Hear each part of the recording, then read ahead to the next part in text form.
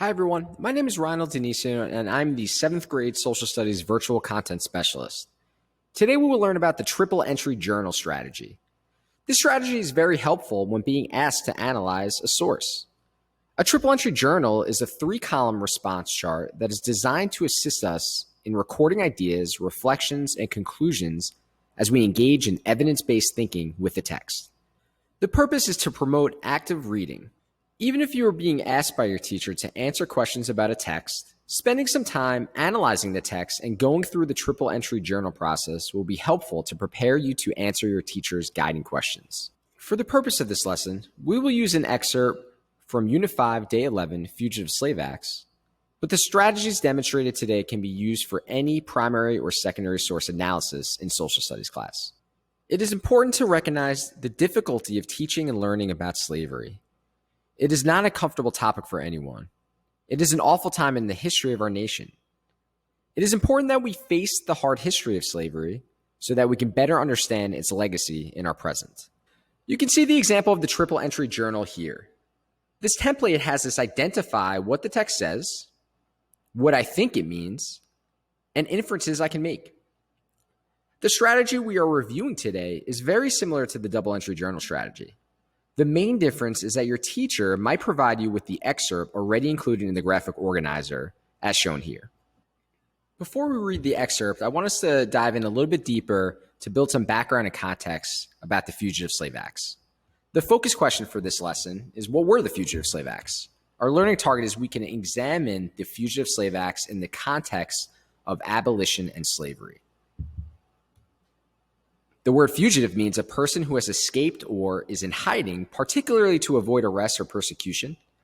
And people who ran away from enslavers and escaped slavery were called fugitive slaves. The U.S. Congress passed 2 laws that allowed the capture and return of people who escaped slavery, one in 1793, which we'll read part of today, and one in 1850. Many of the lessons that your teachers are presenting to you this year have these introduction and model slides. It's really important that you pay close attention to these slides as they can help you build background information that is helpful for reading challenging sources. For example, this slide has the information about the 1793 and the 1850 Fugitive Slave Acts. The first Fugitive Slave Act authorized local governments to seize and return people who had escaped from slavery to their enslavers and impose penalties on anyone who helped enslave people. In 1850, the Fugitive Slave Act imposed harsher punishments for interfering in the capture of people who had escaped from slavery. And this act was part of the Missouri Compromise that we learned earlier in this unit. In the Unit 5, Day 11 Fugitive Slave Acts lesson, we're asking you to read excerpts from both Fugitive Slave Acts. It's important to remember that you can come back to this slide to remind yourself of the summaries of the 1793 Fugitive Slave Act as well as the 1850 Fugitive Slave Act. Now we will take the time to read the excerpt.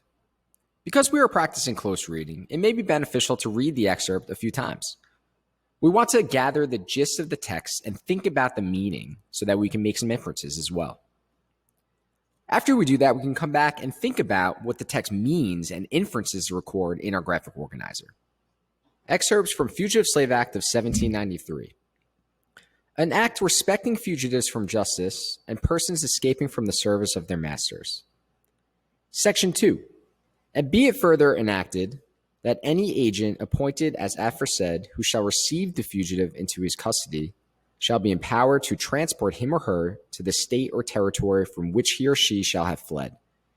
And if any person or persons shall by force set at liberty or rescue the fugitive from such agent while transporting, as aforesaid, the person or persons so offending shall, on conviction, be fined not exceeding $500 and be imprisoned not exceeding 1 year.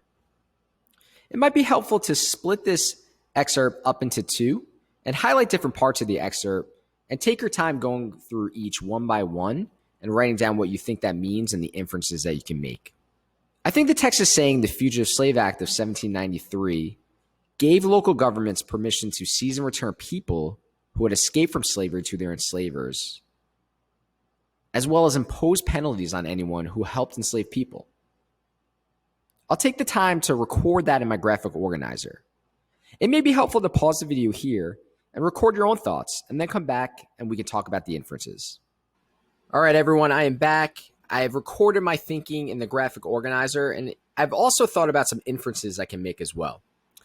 First, I'm thinking about how now enslaved runaways had to be fearful of being captured for the rest of their lives.